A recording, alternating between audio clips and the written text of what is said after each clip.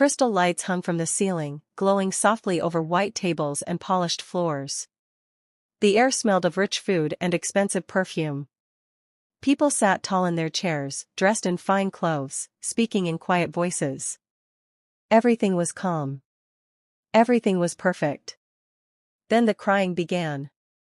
It came from a small boy in a corner booth. The sound cut through the room like a crack in glass. It was loud, sharp, and full of pain. Forks stopped moving. Heads turned. Music faded into nothing. The boy was small, barely reaching the edge of the table. His face was red, wet with tears, his body shaking as if he could not stop. He cried and cried, not like a child who wanted candy or attention, but like a child whose heart was breaking. The man beside him did not look like someone people questioned. He sat straight and still, his dark suit smooth and heavy. His eyes were hard, his face unreadable. The space around him felt cold. No one looked at him for long. No one dared to stare. Servers stayed far away. Guests whispered behind their hands. Some shifted in their seats, uncomfortable, hoping the sound would stop on its own. It did not. Amara stood near the service table, holding a tray she forgot to move. She felt the sound more than she heard it. Her chest tightened. Her hands grew warm. That cry was not strange to her. She had heard it before, long ago, in quiet rooms filled with loss. She was warned with sharp looks and quick gestures. That table was not hers. That man was not to be disturbed. Her feet were meant to stay where they were. But the crying grew louder. Thinner. More tired. The beauty of the room began to feel false. The lights felt too bright. The silence between the cries felt heavy and wrong. Amara saw past the fine clothes and shining walls. She saw a child who was hurting and did not know how to stop. She saw a kind of pain that did not fade with time or toys. Something inside her shifted. Before fear could stop her, before rules could pull her back, Amara stepped forward. Every step felt heavy, like the floor itself was trying to stop her. Sharp looks followed her. Hands lifted in warning. Someone reached out as if to pull her back. She did not turn around. Two men moved fast and silent, blocking her path. They were tall and wide, dressed in black, their faces hard and watchful. The air around them felt tight, dangerous. The room seemed to shrink. Amara stopped, but she did not step away. The man at the booth lifted his hand. At once, the guards froze and stepped aside. The space opened again, and the silence returned, thick and waiting. Amara went forward. Up close, the child's pain was clearer. His small body shook with each breath. His hands clutched the edge of the table like it was the only thing keeping him steady. Tears slid down his cheeks without pause. The man beside him sat still, his strength wrapped around him like armor. Power clung to him, dark and heavy. Yet beneath it, something was cracked. Something tired. Amara did not look at the man. She lowered herself to the floor so her eyes were level with the child's. Slowly. Carefully. No sudden movements. No fear on her face. She focused only on the boy. She did not see anger in him. She did not see defiance. She saw loss. She saw a child searching for something that was gone and did not know how to ask for it back. The crying was not loud now. It was thin, worn down, like it had been going on for too long. Amara understood. This was not a child who needed to be corrected. This was not a child who needed silence forced upon him. This was a child who needed warmth, patience, and the steady comfort only a mother's presence could give.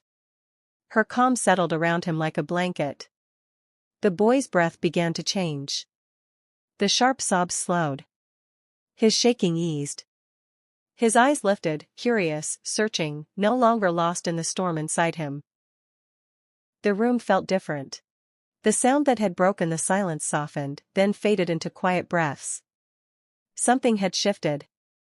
She did not rush. She did not reach out right away. She let the quiet grow, soft and safe. The boy watched her now, his eyes red and tired, his crying reduced to small, broken breaths. Amara understood that look. She had worn it once herself. Long ago, when the world had taken someone she loved, she had cried the same way. Not loudly at first, but endlessly.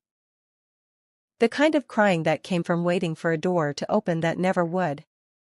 The kind that came from hoping someone would come back. She let that memory live inside her, gentle and steady, and it showed in her face.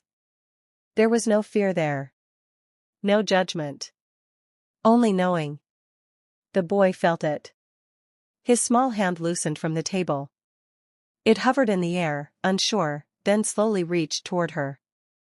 Not grabbing. Asking. Amara lifted her arms just enough to show she was ready. Behind him, the man stiffened. Power filled him, sharp and dangerous, but it wavered now. His hands tightened around the boy for a moment, torn between holding on and letting go. The room waited. Even the guards did not move. Then, slowly, the man lowered his arms. The boy leaned forward and pressed into Amara's chest. His body was light, warm, trembling. She wrapped her arms around him, firm but gentle, the way someone holds something precious and fragile at the same time. The boy sighed. It was a deep, shuddering sound, like a weight finally being set down. His breathing evened. His fingers curled into her uniform as if it were the safest place he knew. Minutes passed. The shaking stopped. The boy slept. The restaurant watched in silence. The man sat frozen, his strength useless in this moment. His eyes stayed on his son, wide and unguarded. He had tried everything. Money. Power. Silence. Control. None of it had worked. But this had. Amara did not move. She did not smile. She simply held the child and let him rest. Relief washed over the man's face, slow and heavy. His shoulders lowered. His breath left him like he had been holding it for far too long. In that quiet corner of the room, something impossible had happened. The boy was at peace.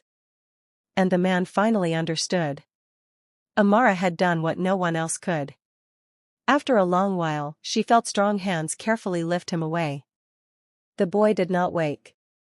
He rested against his father's chest, calm and still, as if fear had finally loosened its grip.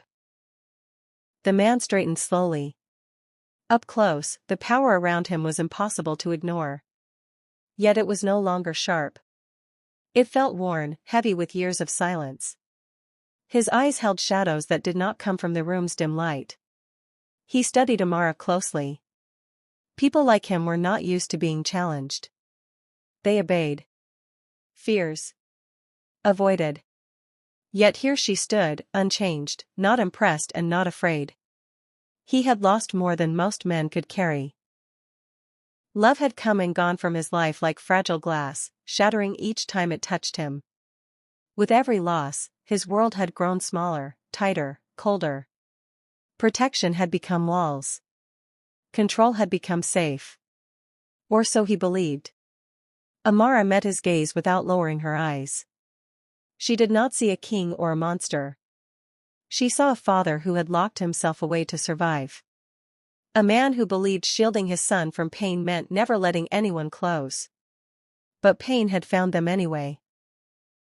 Her presence questioned everything he thought he understood. She had not forced calm. She had not demanded silence. She had stayed. She had seen the child, not the problem.